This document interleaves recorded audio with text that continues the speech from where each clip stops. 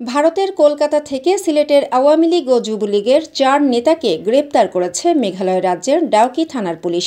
গত রোববার ভোরে কলকাতার নিউ টাউন এলাকার একটি ফ্ল্যাট থেকে তাদের গ্রেপ্তার করা হয়। গ্রেপ্তারকৃতরা ৫ আগস্টের পর থেকে ভারতের মেঘালয় রাজ্যের শিলংয়ে রাজনৈতিক আশ্রয়ে ছিলেন। পুলিশকে অবগত না করে অবস্থান পরিবর্তন করার দায়ে তাদেরকে গ্রেপ্তার করা হয়েছে বলে জানা গেছে। গ্রেপ্তারকৃতরা হলেন সিলেট জেলা আওয়ামী লীগের সাধারণ সম্পাদক অ্যাডভোকেট নাসির উদ্দিন খান, মহানগর যুবলীগের সভাপতি আলম খান মুক্তি, সহ-সভাপতি আব্দুল লতিফ রিপন ও মহানগর আওয়ামী লীগের সদস্য ইলিয়াস হোসেন জুয়েল। জানা যায়, গ্রেপ্তার হওয়া ৪ নেতা পুলিশকে অবগত না করে শিলংয়ের বাইরে যাওয়ার অনুমতি ছিল না, কিন্তু তারা আইন ভঙ্গ করে কলকাতায় গিয়ে আশ্রয় নেন। শিলং পুলিশ তাদের অবস্থানে খোঁজ নিয়ে না পেয়ে ঊর্ধ্বতন কর্তৃপক্ষকে রিপোর্ট করে।